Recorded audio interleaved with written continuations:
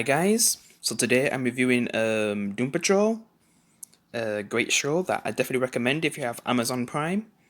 So basically the story is that basically there was these people who were in an accident and they basically ended up having these, I guess, powers, but then also, it kind of affects their lives and they can't really go back to their lives with what has happened to them. So basically a guy named Niles, who's kind of like a ripoff of, Charles Xavier, because it's kind of it's a bit similar because they are in a mansion, but less X-Men basically, and they truly can't really go nowhere because with the X-Men, it's kind of similar to like racism with the X-Men, and that's I guess that's something that plays the similarities between real life and Marvel's mutants, yeah, with how they get treated. But yeah, back to what I'm talking about, like basically. So yeah, there's like these members of this place that it now is keeping safe from the world because basically they can't really go out because bad things would probably happen, and yeah, this is like a safe haven for them that Niles keeps them in. And yeah, you'll also notice that like the show's in different time periods, and that's because the characters are like, I don't know if you can call them immortal or they just don't age. I don't know if they're like, maybe their face doesn't age, but I don't know if they eventually die. I don't know how it works, but basically you can kind of say that they're immortal. And Niles, I think he's immortal too. Him and his little X-Men type of crew. We've also got Cyborg on his show, which is cool. To tell you the truth, I didn't even know that he was actually in this show. Yeah, but that was cool to see him. Basically, it's one of the actors from Attack the Block, which is cool to see him again. Yeah, because man, they've been everywhere. Like one's in DC, one's in Star Wars, which I don't know if John Boyega's still in Star Wars now because those movies are done now. That trilogy anyway. And I've got this guy from Attack the Block as well in this show, so it's another DC show as well. Yeah, and it's definitely a really good show. But yeah, I'm just gonna talk about 30 more seconds without spoilers, but then after 30 seconds I'll talk about spoilers. So yeah, like I just definitely like the kind of story that they made because it's basically not like a cliche superhero show. Yeah, it's definitely really different. Also, the main villain is kind of like also the narrator. So the main villain's kind of the one who narrates the whole show, which is cool, and it's really fourth wall as well because he's talking to the audience while he's talking about his plans of what he wants to do to the heroes and stuff. But yeah, I guess I'll get into that with the spoilers. Right, so I'm going to talk about spoilers now for 7 minutes. So where should I start? I guess I can talk about the characters and what they go through for, the first of season one. Because, I'm on season 2 right now. Yep. So yeah, I guess there's Cliff. Basically, he was in a car accident because he was basically like a racing driver. And, he also didn't really get on with his family as well. Yeah. Well, his wife anyway, like, because he cheated on her and stuff, but he still had a daughter that he cared about, but then it just things escalated.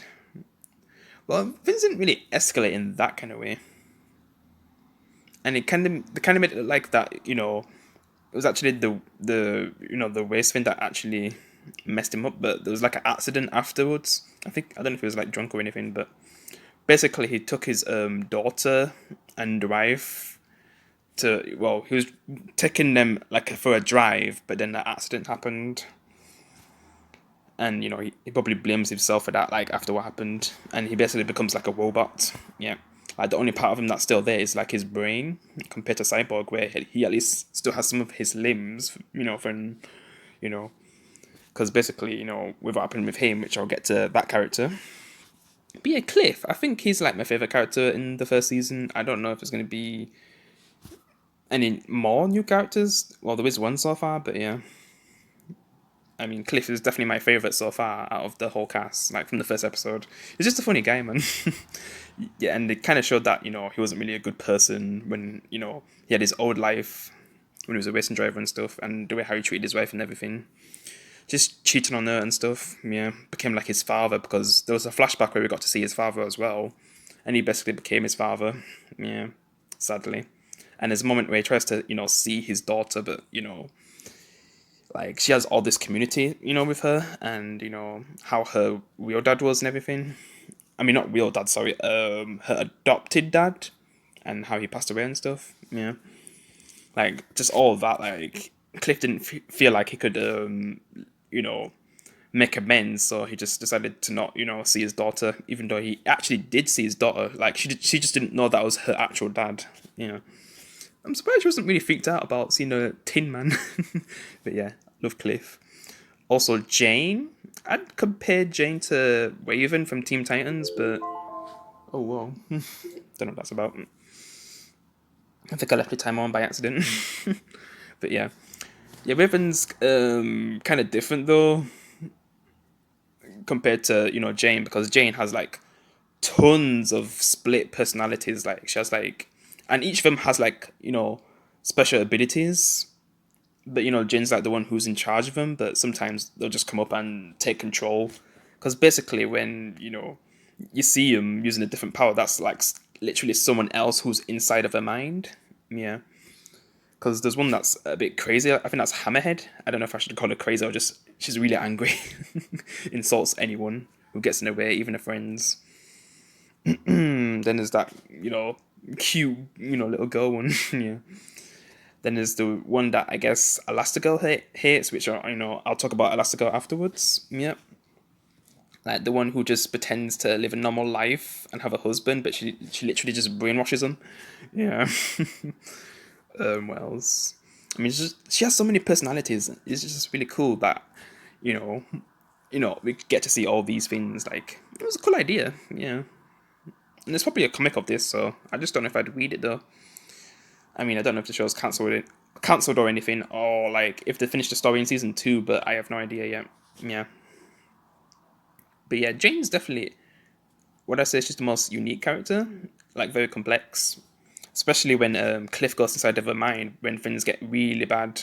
Yeah, when she loses herself and shuts herself off, but Cliff goes in to help her, and it kind of reminds me of Teen Titans when Cyborg and Beast Boy, well, they accidentally went into her mind and they saw all of these different personalities of Raven, but of Raven, because with Jane, it's literally different people that are inside of her mind, and they sometimes take control of her in her real life. But yeah, and there was a moment where she faces her father, just like Raven.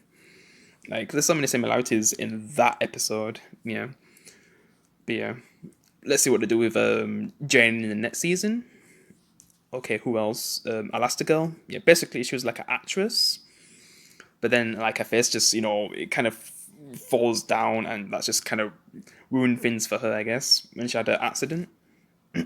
So she's just been in hiding like with Niles and the gang ever since, and she's been really scared to ever go outside. Yeah, but the people around her, finally decided for her to go outside and stuff. And yeah, I think she's okay character. I mean, I think I like her a bit more than Mr. Negative, which I'll get to him. But yeah, she's okay. I mean, I'd say she's my least favorite. Well, I can't say my least favorite because Mr. Negative. I mean, he's okay, but that's all I'm gonna say about him. All right, I'm just gonna talk about him though. So yeah, Mr. Negative. So basically, he was like a famous like I don't know. He just basically flew planes, and he was chosen to be a part of a rocket launch, and it all went wrong, and it messed up his skin, and something inside of him, basically went inside of him from space, and basically, also like, I guess he had a wife and kid, but he was actually gay, and that just made things a lot more complicated as well. Yeah. And I don't know if I should get to the big thing. Well, I'll just talk about Cyborg real quick. So Cyborg, yeah, he basically joins the team because he got turned down by the Justice League, and Niles was someone that was always there for him, even when he wasn't really getting along with his dad. Yeah, because Cyborg's not really a big fan of his dad. Yeah. So when he finds out that Niles is missing, he wants to help the Doom Patrol find the dad. Also, in the first episode, they're kind of getting a bit of trouble, but yeah. I'm surprised Cyborg doesn't think that they're villains when they first meet, or Cyborg has like a big fight with them. They should have did that because yeah, they're not really villains for most of the. I mean, they're not really heroes. Sorry, for most of the show. What you'd think, they're actually just people who are just going through some tough times and just trying to, well, tough decades, should I say, not just tough times. Man, they've had a hard life since their accidents anyway. I mean, some of them already had looked like they had a hard life already, especially Jane. Damn, it just got worse for her when she got that thing inside of her. And should I reveal it now? Because Niles was actually the one who was responsible for everything that happened to them. Like when I found out about that, I was like, oh, he's so dead. They're gonna kill him. Because Niles basically, let's just say he met some creature, some woman creature. Oh God, back in the 1919s. So I don't know. Because there's different time periods where he meets all these people.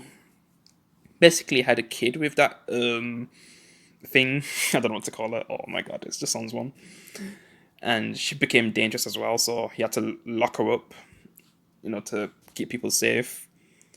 And he wanted his daughter to stay young and not die, so he basically, I think, caused all of these accidents with these people to use some of that to then keep his daughter alive. I think, yeah, which is really messed up.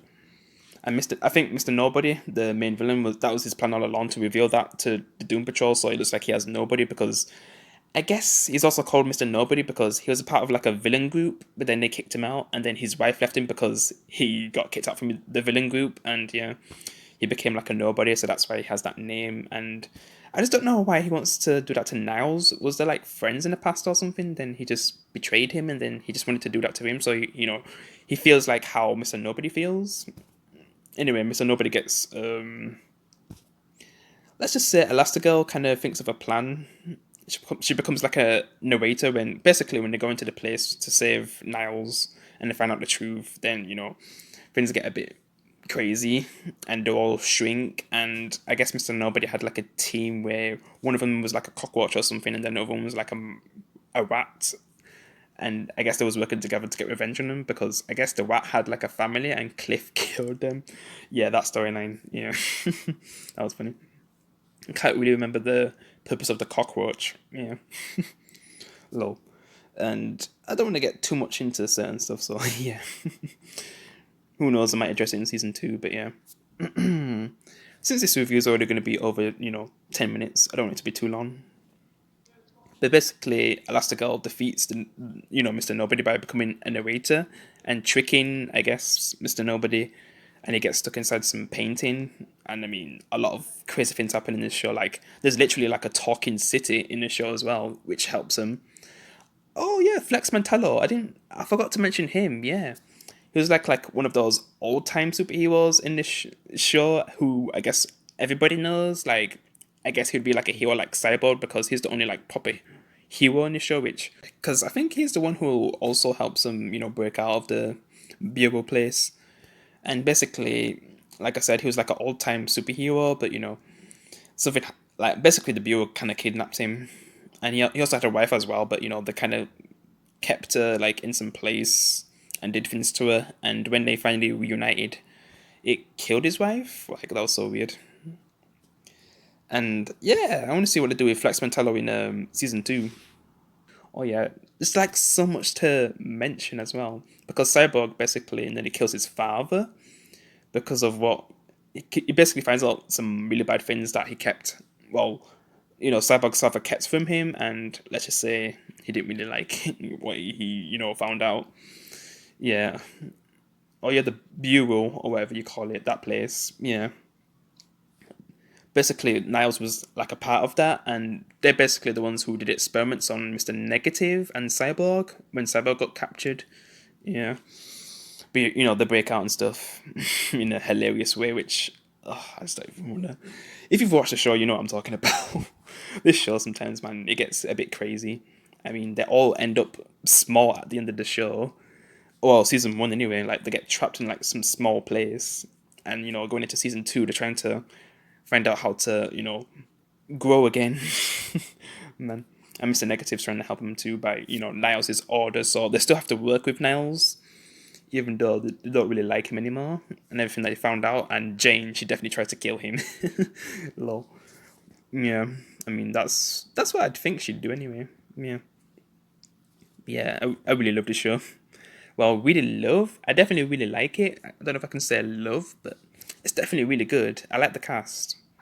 I like Cliff and Jane, and when they bond with each other, and then I guess Elastigirl and Cyborg, they kind of have like a friendship too. I mean, everyone has a friendship, but there's certain characters that click together the best. Yeah, because Elastigirl was trying to enhance her powers as well, but Cyborg kind of helps her as well.